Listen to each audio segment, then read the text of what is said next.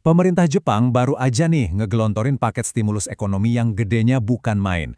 Nah, banyak yang langsung nyinyir, bilang ini cuma bagi-bagi duit buat nenangin rakyat. Tapi, gimana kalau ini sebenarnya adalah sebuah benteng pertahanan yang udah dirancang dengan super hati-hati? Yuk, kita coba bedah bareng-bareng strategi di baliknya. 21,3 triliun yen. Coba deh, liatin nolnya. Sebanyak itu.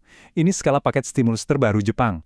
Gede banget kan? Nah, pertanyaannya, duit sebanyak ini tuh mau diapain buat ngelawan inflasi yang lagi ngejepit mereka?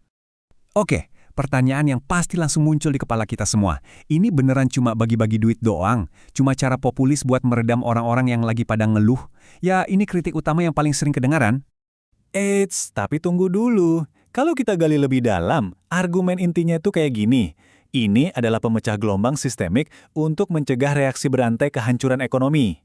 Jadi tujuannya bukan buat nyerang, tapi justru buat bertahan, buat ngebangun tembok penahan. Jadi, mana yang benar? Bagi-bagi duit atau strategi pertahanan? Nah, buat jawab itu, kita harus kenalan dulu sama musuh spesifik yang lagi dihadapi ekonomi Jepang sekarang ini. Jadi gini, Jepang itu nggak lagi ngadepin resesi biasa loh.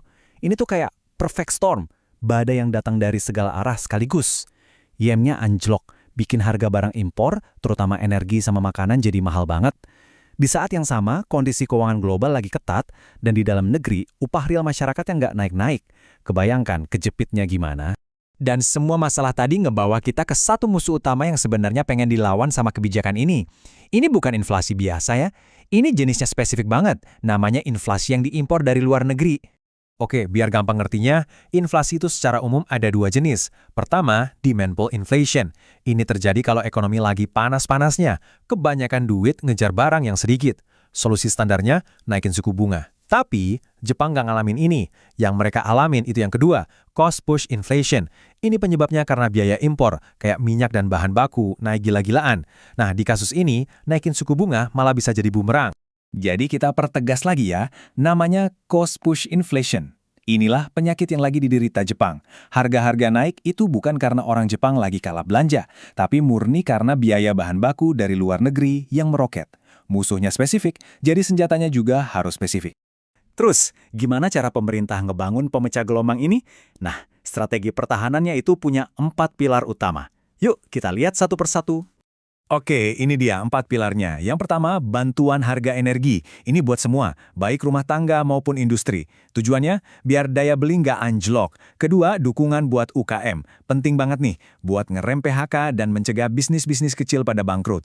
Ketiga, bantuan yang fokus ke keluarga berpenghasilan rendah dan yang punya anak. Ini buat ngasih dorongan permintaan domestik secara instan. Dan yang terakhir, pilar keempat, ini investasi jangka panjang di AI, semikonduktor, dan energi hijau buat ngebangun ketahanan ekonomi di masa depan. Nah, sekarang bagian paling menariknya. Gimana semua intervensi ini dirancang buat kerja bareng?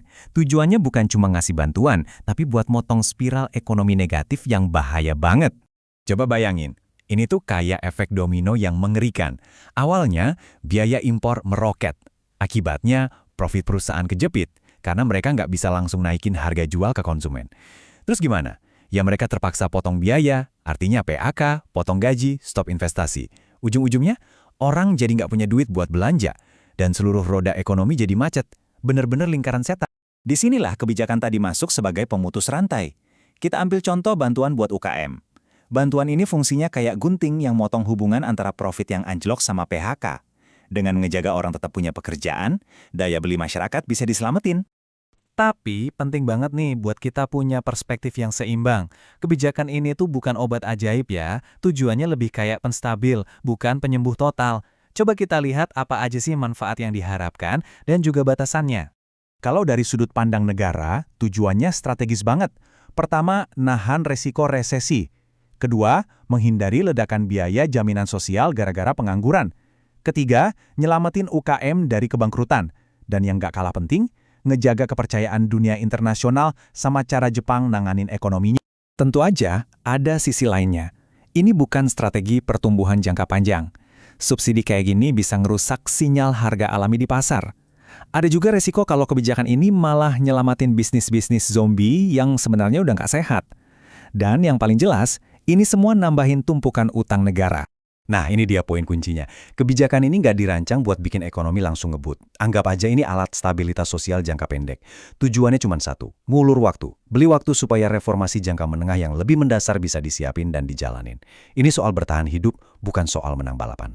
Dan kutipan ini ngerangkum semuanya dengan sangat pas. Pada akhirnya, ini bukanlah kebijakan untuk membuat ekonomi jadi lebih baik, melainkan sebuah dinding pertahanan untuk menghentikannya jadi lebih buruk. Inilah arti sebenarnya dari metafora pemecah gelombang tadi. Pertanyaannya sekarang adalah, seberapa kokoh dinding ini bakal bertahan?